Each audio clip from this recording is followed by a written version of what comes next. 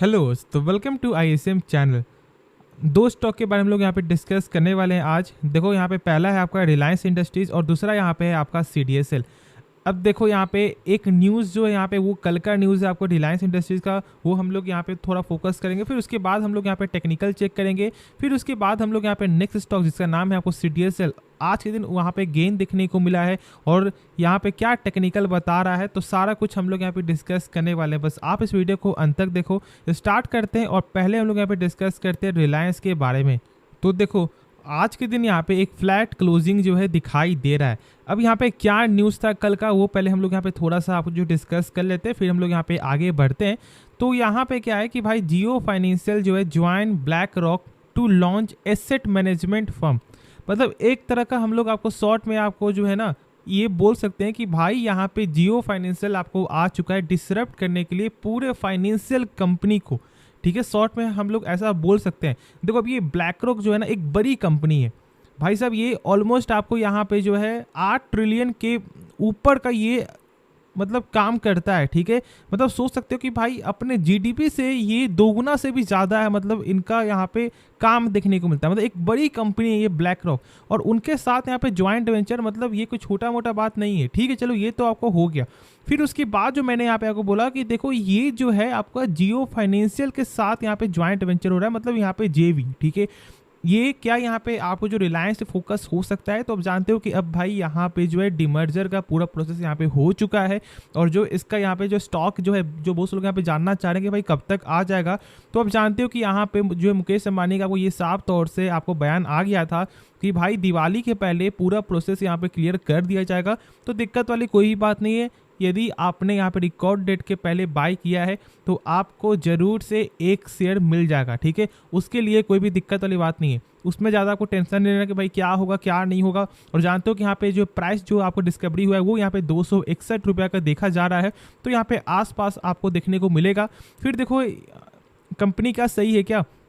तो अब जानते हो कि भाई रिलायंस के बारे में मैंने शुरू से ही आपके साथ ये शेयर किया हुआ है कि रिलायंस एक ऐसी कंपनी है, ऑलमोस्ट आपको हर आदमी के पोर्टफोलियो में इनका स्टॉक होना चाहिए। क्यों? क्योंकि एक ऐसी कंपनी है कि जो आपको पेशेंस भी यहाँ पे सिखाएगा, साथ साथ जो डर जो आपको होता है वो भी सिखाएगा, और साथ साथ कंपनी यहाँ पे आपको जो रिटर्न भी आपके साथ शेयर करेगा। अब देखो ये पेशेंस क्या, मतलब कि जब इसका जो लेवल है वो यहाँ पे 2800 जब था, ठीक है, जब फिर यहाँ पे मान लो 2200 आपको आएगा, तो फिर कहीं ना कहीं आपको लगता है कि भाई बहुत ज़्यादा यहाँ पे लंबा समय लगेगा। फिर या फिर कभी कभी ऐसा भी होता है कि भाई 2800 वाला जो स्टॉक है वो यहाँ पे 2000 में आकर एक सस्टेन बस देखने को मिलता है और लोग यहाँ पे क्या सोचते हैं कि भाई पैसा यहाँ पे फंस गया।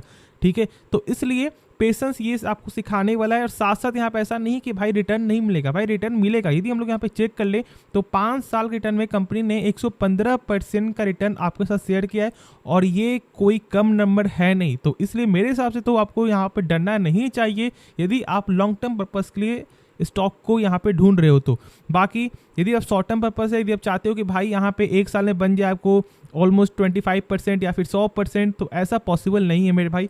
ये इस तरह का स्टॉक नहीं है कि भाई यहाँ पे 2500 का तुरंत 5-6 हो जाएगा, नहीं, टाइम लगेगा। क्योंकि एक बड़ी कंपनी है ना, एक छोटी कंपनी तो है नहीं कि हाँ अभी तक इसका कुछ भी यहाँ पे विस्तार नहीं हुआ है, ये मार्केट में अभी तक उतना ज़्यादा यहाँ पे नहीं चला है।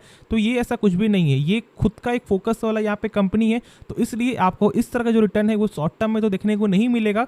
हाँ, यहाँ पे यदि आप होल्ड करते हो 5 साल 6 साल, तो आपको जरूर ये कंपनी इतना ज़्यादा क्षमता रखती है कि ये आपको 100% के ऊपर का यहाँ पे रिटर्न शेयर कर दे, जो यहाँ पे एफडी से तो भाई लाख गुना अच्छा है। क्योंकि जहाँ पर एफडी में 7% का 6% का मिल रहा है और यहाँ पर आपका 20% यदि हम लोग आपको मान के चले 5 साल के हिसाब से, तो ये कोई कम नहीं है। तो इसलिए आप ज़्यादा यहाँ पे टेंशन मत लो, आराम से यहाँ पे आप होल्ड करके चल सकते हो। अब हम लोग इसका आपको टेक्निकल समझते हैं कि भाई यहाँ पे टेक्निकल अभी शॉर्ट टर्म के लिए क्या बता रहा है। तो देखो ये अभी फिलहाल एक साइडवेज एरिया में चलते हुए दिखाई देगा और यहाँ पे हम लोग तब तक बाई या फिर तब तक यहाँ पे हम लोग सेल नहीं करेंगे जब तक यहाँ पे हम लोगों को आपको जो कंफर्मेशन दिखाई ना दे। मतलब देखो ये एक साइडवेज चल रहा है, तो मतलब ऐसा हो सकता है कि भाई यहाँ पे 2515 है, तो फिर जो इसका लेवल आपको ऑलमोस्ट यहाँ 2500 तक भी आते हुए दिखाई दे जाए, मतलब 2450 2460 भी आते हुए दिखाई दे सकता है। तो फिर इसलिए अभी हम लोग यहाँ पे जो है कुछ भी शॉर्ट टर्म की ट्रेड आपको नहीं करेंगे। हाँ, यदि इसके ऊपर यदि आपको क्लोजिंग देता है तो फिर हम लोग यहाँ पे जो है ऊपर टारगेट के लिए यहाँ पे बाई कर कर सकते हैं। अब देखो ये जो गिरावट आपका हुआ, ये गिरावट आपका यहाँ पे हुआ करेक्शन के लिए, ठीक है, क्योंकि यहाँ पे करेक्ट आपका हुआ है, क्योंकि जो यहाँ प्राइस जो आपका हुआ था वो जो डिस्कवरी वो तो यहाँ पे कम होगा ना, तो इसलिए इस तरह का यहाँ पे गिरावट देखने को मिला। बाकी यदि आपको ये लेवल यदि आपको क्रॉस करता है तो फिर कहीं ना कहीं यहाँ पे चांस बनते हुए दिखाई दे सकता है ऊपर के साइड के लिए, हम लोग जो सोच सकते हैं। लेकिन हाँ, खुद से एक बार जरूर से आपको समझना है। और हाँ, यदि आपको नीचे वाला यदि आपको यहाँ पे जो ब्रेकडाउन हो जाता है तो फिर इसका नीचे का लेवल जो है ये देख लो, ये जो लेवल है आपका, इस आपको लेवल पे ये आ सकता है, क्योंकि ये एक अच्छा सपोर्ट यहाँ पे बनते हुए दिखाई दे रहा है, जो ऑलमोस्ट यहाँ पे 2380 का है। तो आपको ये सब पॉइंट जरूर से यहाँ पे क्या कर लेना है, नोट डाउन कर लेना है। बाकी जो और भी जो दिक्कत हो तो फिर आप कमेंट में जरूर से पूछना, जो डाउट है। तो अब हम लोग यहाँ पे नेक्स्ट स्टॉक के बारे में डिस्कस करते हैं। तो स्टॉक का नाम है यहाँ पे CDSL। आज के दिन यहाँ पे आपको जो है 3.5% तक का गेन जो दिखाई दे रहा था। तो ये गेन का वजह क्या है, देखो यहाँ पे ये गेन का वजह कुछ भी ऐसा तो अभी फिलहाल यहाँ पे न्यूज़ आते हुए दिखाई नहीं दे रहा है। लेकिन देखो ये गेन क्यों हुआ है, क्योंकि यहाँ पे टेक्निकल बुलिश है। मैंने आपके साथ शेयर किया था ऑलमोस्ट 980 के लेवल के ऊपर कि भाई यहाँ पे जो है क्या हो रहा है भाई, सपोर्ट मतलब जो था उसके ऊपर जो जस्ट आपको ब्रेकआउट जो लेवल है वो यहाँ पे क्रॉस करते हुए दिखाई दिया। मैंने बोला कि भाई आप इसके बारे में सोच सकते हो, ठीक है चलो, फिर यहाँ पे आगे बढ़ा स्टॉक।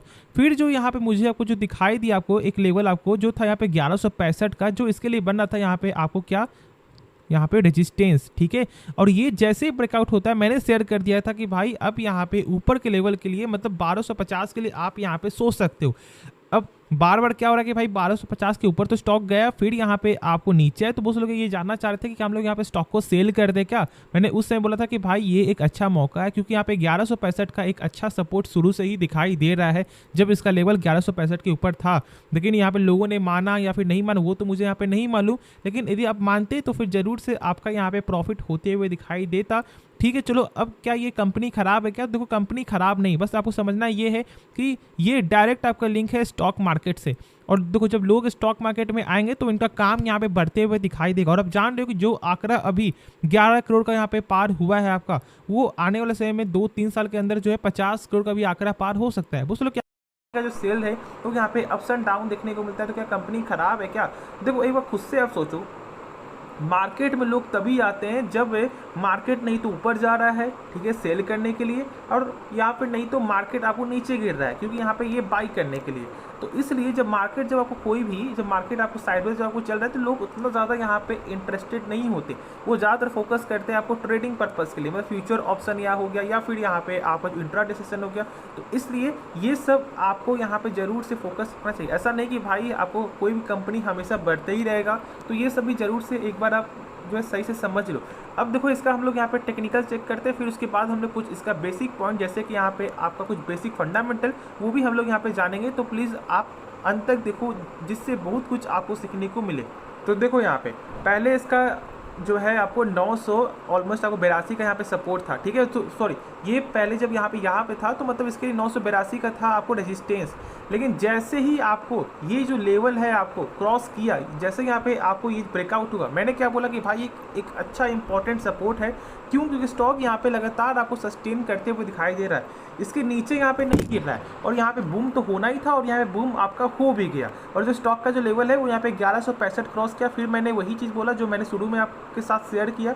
तो बस यहाँ पे पेशेंस रखना बहुत ज़्यादा ज़रूरी होता है। यदि आप किसी स्टॉक पर पैसा लगा रहे हो, यदि आप सोच रहे हो कि भाई मैं आज लगा रहा हूँ और यहाँ पे कल आपका पैसा दोगुना हो जाए, तो भाई ये आपको रेयर चांस होता है। ऐसा नहीं कि चांस नहीं है, चांस यहाँ पे रेयर है, ठीक है। तो इसलिए आप में पेशेंस यहाँ पे होना चाहिए। बाकी मैंने आपके साथ यहाँ पे शेयर कर दिया कि यहाँ पे क्या सपोर्ट है और क्या रेजिस्टेंस है।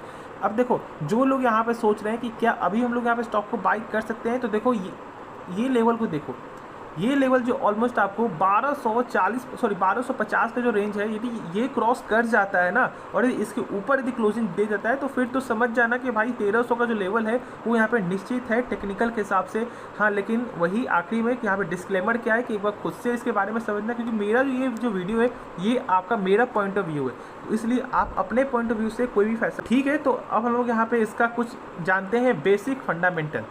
तो यहाँ पर आप देखो कि कंपनी का जो है 31% का यहाँ पे दिखाई देता है क्या, ROC मतलब रिटर्न ऑन कैपिटल एम्प्लॉयड। मतलब जो भी कंपनी अपने ऊपर 100 रुपया लगा रहा है ना, वही 100 रुपया कंपनी का 1 साल बाद यहाँ पे हो जा रहा है 131 रुपया 60 पैसा। मतलब भाई साहब 31% का यहाँ पे ग्रोथ है, जो एक गजब का नंबर है। साथ साथ देखो यहाँ पे कंपनी का जो है इंटरेस्ट कवरेज रेशियो जो यहाँ पे है 2810 गुना।